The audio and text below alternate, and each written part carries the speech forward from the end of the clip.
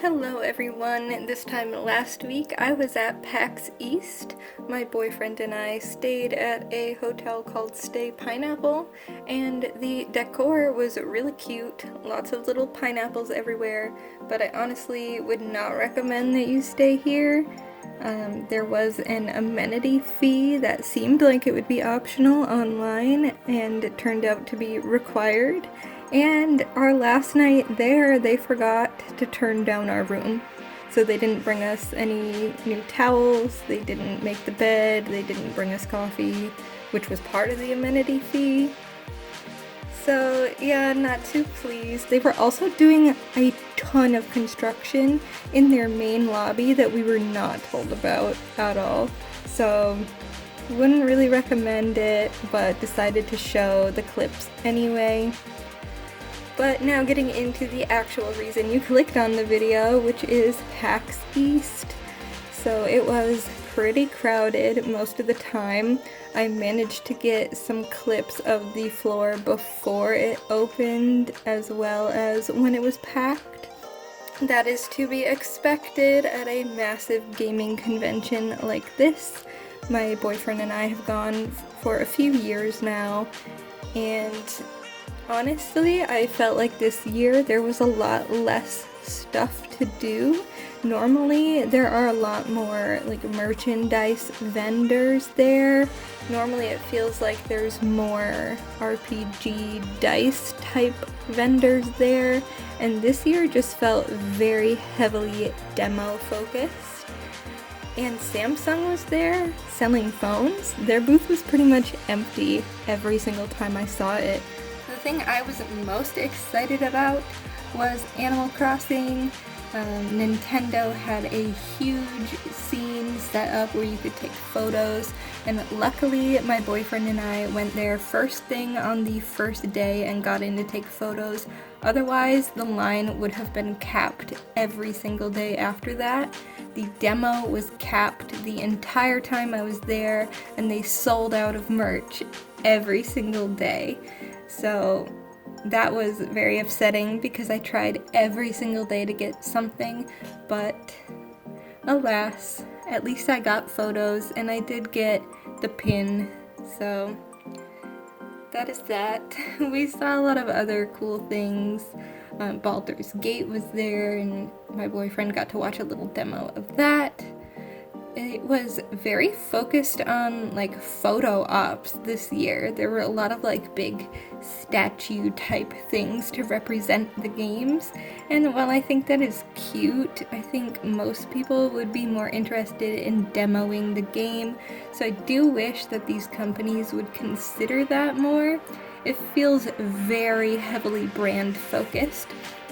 We weren't sure where Doom was, and we didn't even think it was there this year, and then we found it under the Discord booth with like no sign or anything. It was just the demos there.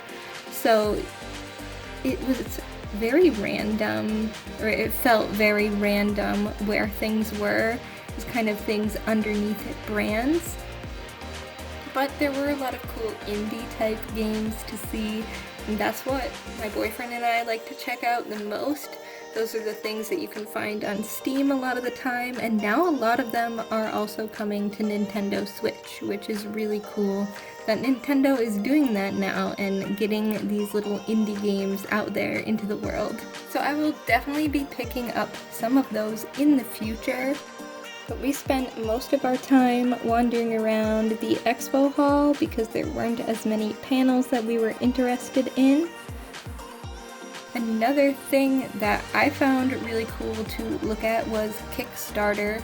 There was a whole room for Kickstarter things this year. The Kickstarter had this cool like space tree, and it was in this little lounge.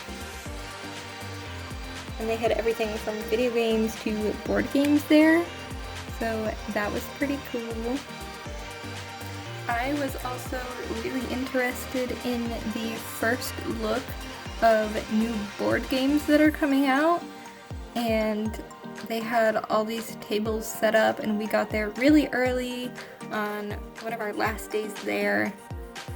We got there really early, so we got to see a lot of games before people were sitting down to play them and before the tables filled up, which was great because as soon as they opened the door, pretty much everyone ran to the video game side, kind of where Nintendo was. So it was fun to see first look at things. And we did get a few board games while we were there. Last year I had gotten the Tea Dragon Society card game, and this year I got the other board game that is based on the book by the author Katie O'Neill, and that is like their Aquacorn board game. And that's actually a cooperative board game, so I'm excited to play that with more than just 2 people, because I think it'll be more fun that way. I also got a Schrodinger's cat game, which is basically like the card game BS with cats involved. It's adorable. And we also saw this cool coffee table. Kind of want it. The TV is built into it. How awesome is that? And we waited for 3 hours to see Acquisitions Incorporated live, and it was totally worth it. There were so many cool lights going on, and they had animations for what was going on in the actual story that they were playing out. So I'm really glad we got to do that. That was something we didn't get a chance to do last year.